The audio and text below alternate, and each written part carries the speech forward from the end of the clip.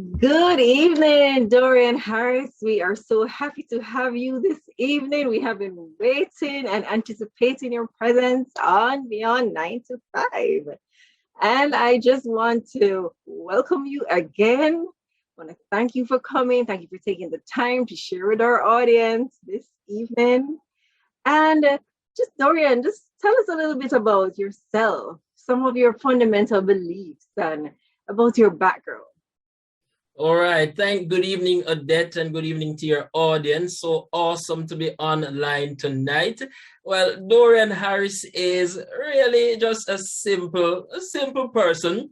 I hail from the wonderful parish of Clarendon, a boy who went to the Clarendon College, a school that I hold very, very, very dear to my heart. I'm what some persons will call a church boy. Fully engrossed in church. Yes, man, church is my life.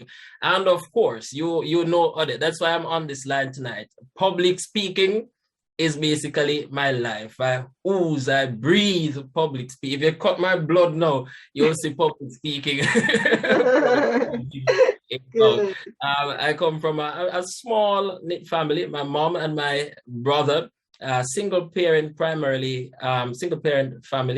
We're a very close-knit family. So that basically gives you a hint as to Dorian's background. All right, Dorian, thank you so much. So when I was doing my research to get you on the program, I bumped up to a video of you and you were busy preaching away.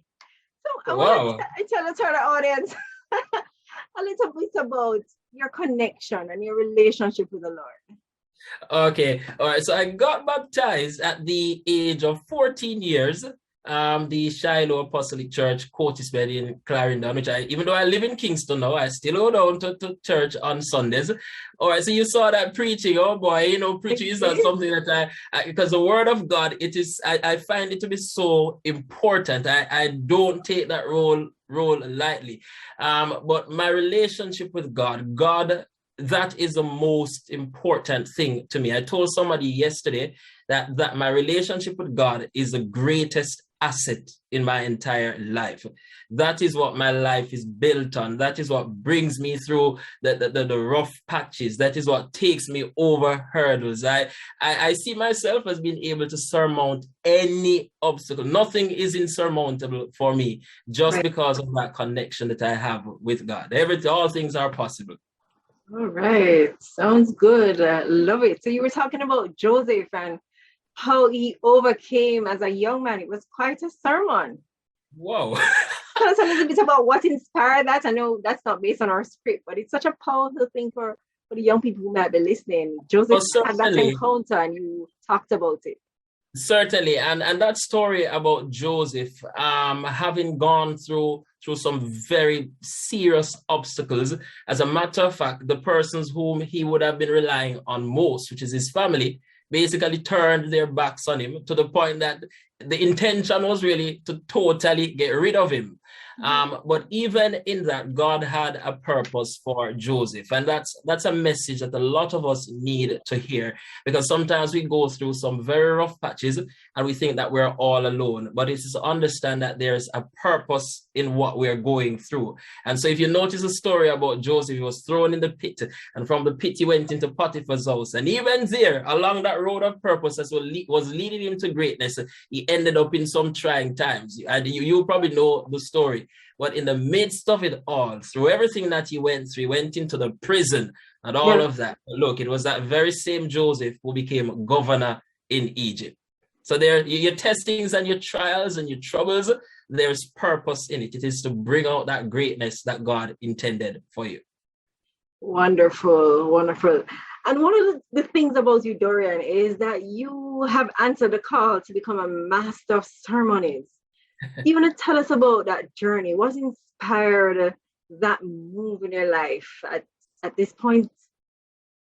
Yes, all right. So you see, that's a very interesting question. That I almost cannot necessarily pinpoint a time when that started, because it would appear as though from I came out of the womb, This was thrust upon me. I have been doing this. I've been speaking on stages. I've had a mic in front of me. I've been on podiums all my life. I cannot remember my life without being on stage. As a matter of fact, I remember as a child, I was always called upon to do things and to make presentation, give speeches, give vote of thanks, to pray, etc. And I remember one morning at Klein College, I prayed. And this little girl, she came up and she said, "My God, you have such a nice voice." Or she was so excited, and I was wondering, what is this little girl talking about? I remember I did a vote of thanks at a major function that the school had. And the lady to whom I did move the vote of thanks, at the end of it, she was a senior person. She said, "Young man, you have to use that voice." And I was wondering, what is she talking about? My pastor also would from time to time say to me, "Yes, man, you have the voice for it. You have the voice." And I kept wondering, what is she talking about? I'd be at conventions, major functions. I'd do little readings. When I come down, everybody would be looking at me. I used to be like a little celebrity. Whenever I go before a crowd and open my mouth, literally, yes. And then everywhere I go, I would be sharing something, I'll be leading something, I'll be reading some speech. Yes. So it basically seems as though it was meant to be from birth. And now as you realize, I've been called upon to do so many things. Every place that I've gone to, I'm literally always called upon to chair and host something. At Jane Bank, you would have noticed I've been Master of Ceremonies for several functions. Chief is mastered. Yeah, and the list goes on. And you notice the weddings that I do banquets, anniversaries, birthdays, every possible thing that you can think about. Good. So if you want to book Dorian, what do we do? Well, you can find me on Instagram, dorian.mc.harris. It's EMCEE. So dorian.emcee.harris. All right. So we'll ensure that is displayed when we are posting this video. But Dorian, the road could not have been as smooth as, we're talking about it. Tell us about some of the challenges, because, we talk to leaders here who have gone through different challenges, but they have overcome the challenges to be who they are today. So tell us a bit about some of the challenges you may have encountered through your journey and how you handle those challenges to be the man that you are today. Okay, and this probably goes back from as far back as when I was going to primary school, high school. As you would note, I mentioned earlier on, I grew up primarily with my mom and my brother. And as you know, the Jamaican story, the single mom who has to be really trying very hard to make ends meet. And so we did not always have all of the resources that we needed. There were times when there wasn't much lunch money to go to school. There were times when you didn't have all of the resources that you really needed. But I was determined that, guess what?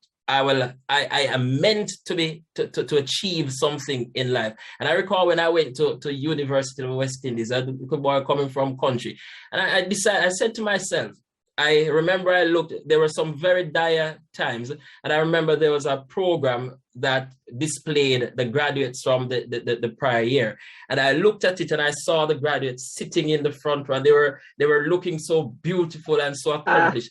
And I said to myself, one day, I'm going to be sitting here. So I've always had this intestinal fortitude that I have to make it. I must make it somehow. I told myself, guess what? I am not going back to Clarendon, not coming to university and achieving, go back to my mother and family and make them be ashamed. I have to achieve, I have to come through. And at the end, I remember that day when I walked across that stage and I shook the chancellor's hand and they announced Dorian Calvin Harris, first class honors. It was just such a proud moment. I reflected on that day when I looked at that program and I said to myself, there is hope. I'm going to make it. Even in the midst of that, at that moment, I was really going through some struggling circumstances. But I said to myself, where there is life, there's hope. And one day I'm going to be sitting in one of these chairs as a graduate. Wonderful. So I'm happy that you were able to think about it. In goal setting, we like to talk about visualizing the next step. And you did exactly that. You realized that you were in your present. And Les Brown likes to say, don't live out of your present. You have to see the future. And then the Bible would say, Jeremiah 29:11 says, "For I know the plans I have for you, declares the Lord. Plans to prosper you, not to harm you, plans to give you hope and a future."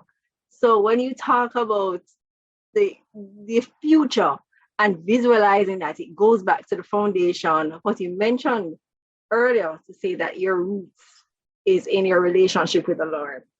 One of my favorite scriptures. Amazing. So I want you to talk a little bit about what inspires you. Do you have a favorite inspirational quote that Definitely. is important to you? Just tell us why it is. Tell us about the quote. Tell us why it is important. Okay, well, very easy. Marcus Garvey. If you haven't confidence in self, you are twice defeated in the race of life. With confidence, you have won even before you have started. So for me, even with public speaking, once I step on that stage, I step in confidence. I always tell persons, throw me on the continent of Africa, throw me on North America, put me in a stadium. That's where I flourish, because I walk, I move in confidence, not being proud, overly proud, and not moving in pride, but that having that self-esteem that I am important, I am special, I am great. And it really comes back from who I believe I am through Christ. Yes. Your identity. So confidence, yes, confidence is very important. Self-esteem. Wow. I mean, so you are a Toastmaster. Yes. How did Toastmasters help you to refine these skills? Did it? Or were you just such a natural that you didn't need to prepare yourself? Okay, I always love this question, Odette, because I remember when I came to JN Bank and I learned of the JN Toastmasters Club. And of course, public speaking. So that's a magnet. I'm going to be drawn to that. And when I joined, I heard how great it was and what it can do for you.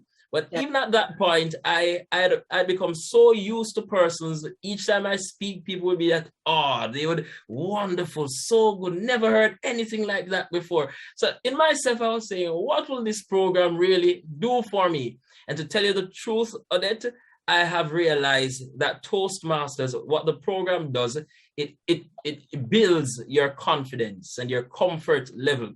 After a while, because you've done it repeatedly, standing before an audience, sharpening your skills based on the constructive evaluation that you would have received, after a while, it becomes the nerves and the jitters, they dwindle a bit. It's as though you perfect the art of speaking, of standing before an audience, commanding that audience, captivating them, drawing them in.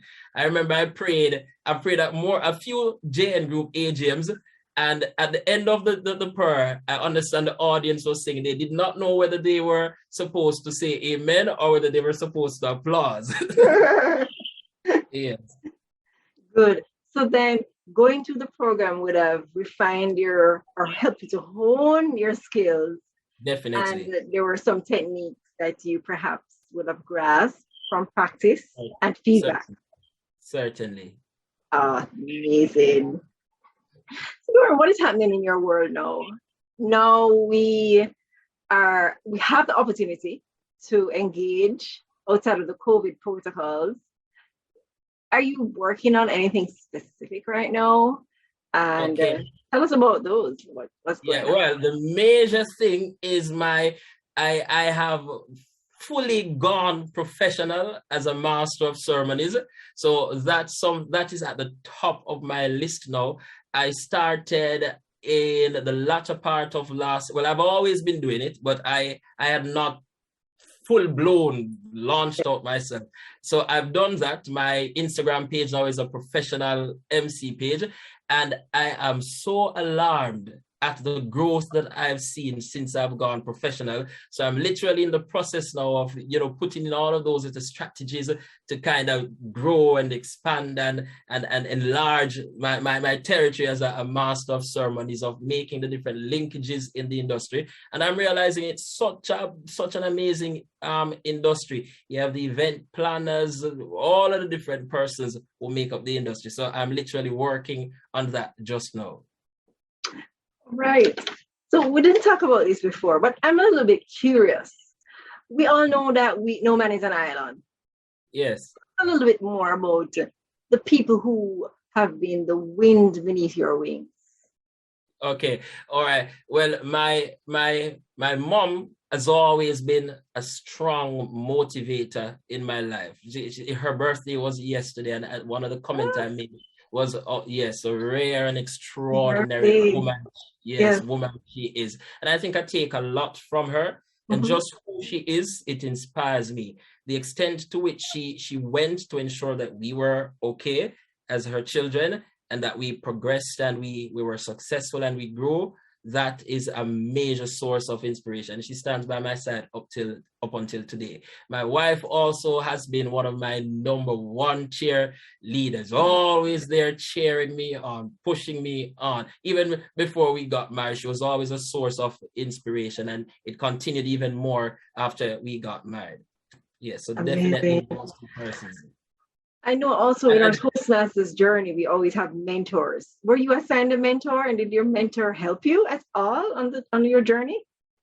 Okay, I'm trying to remember who was my mentor. I know at the point in time, Nikita Nemhard was one Toastmaster who is always pushing Dora to always trying to draw me into. As a matter of fact, she was the one who got me to be president of the Jane Toastmasters Club after I had said to myself I would never ever take on that position. Right. Yes.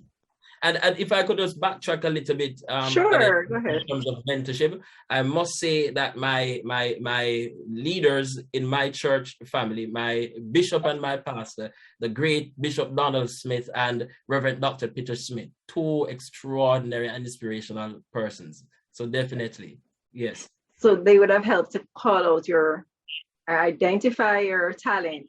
Oh yes. Call you into it. Oh yes. Oh yes. Right. How do you see yourself in the next 5 years, Dorian, in terms of the expression of this talent in the world? And it's so interesting you said that, because I have, if you go on my Instagram page, you also see motivational speaker and coach. And it was just today, it cemented in me that definitely, Dorian, you being a motivational speaker is something that it should be in your path. Persons have always said that when I am such a great encourager and such a great motivator, and it's a passion of mine. I love to speak life over persons. I love to encourage. I love to motivate. So definitely, I see myself as being a motivational, a great motivational speaker in alignment with being the great and extraordinary Master of Ceremonies. My vision is to become a household name in the field of being a Master of Ceremonies, a motivational speaker, public speaking coach. I've seen persons reaching out to me to be their coach as a public speaker. Right. Yes. Okay, good. So you're on a good path, Dorian. Quite proud of you. Quite proud of you. All right. So is there anything specific that you want to share with the audience that you think they should know about you? You want to go ahead? Okay, well, Dorian, I'm attracted, I'm drawn to quality. I'm drawn to sincerity. I'm drawn to honesty. I really love people. I love to laugh. I love to have a good time. Yes, and I'm drawn to people of similar nature and similar fashion. Yes, so that's something that I love people to know about me. Well, if you were to, let's use a scenario. If you were to be an MC at a wedding and something went wrong, how would you go about ensuring that the process is smooth and the bride is kept in a place where she is content that all will be well in spite of everything that seems to be falling apart in her world? Okay, funny you ask that question, Annette, because I find that when Dorian is called to chair a function, for some reason, that's the night or that's the day when all hell breaks loose. And then Dorian is the one who has to keep everything together to the point that persons did not even realize that things were falling apart. I remember there was one wedding I had. It was the first wedding I was doing with that wedding planner. And the caterer did not remember that today was the day of the wedding. So it was coming to the point for the reception to start and dinner and everything to be served. And when we learned that, well, of course, the audience could not know that because then it would be disaster. And I had to pull all sorts of gymnastics at the end of the night. The wedding planner, she said, thank you so very much because you saved the day. And to this day, most of our weddings, I am the MC that does it just because of that day that I saved. And I've done things like those on numerous occasions. Things are falling apart, but I have a knack of just catching and putting things together seamlessly, smoothly. Nobody even knows things are going wrong. All right, good. So you're able to manage the crisis. And of course, it's a Jamaican wedding, so the guests were fed. Oh, yeah. So everybody was fed. Everything was all right. Some magic was worked out. All right. So Dorian, I wanted to share with us again where we can find you if somebody is interested in an MC for a wedding, or, as you said, a coach. And also, if they're interested in a motivational speaker, they will find you where? You just go right over to Instagram. It's DORIAN.EMCEE.Harris. So Dorian.MC.Harris. You can also find me on Facebook, Dorian Harris. Well, Instagram really is my professional business page. Right. All my contact numbers and email address is on Instagram. Wonderful. All right, Dorian, I wish you all the best as you proceed in manifesting your vision, the manifestation of the talents and the gifts that are inside of you that God has given to you.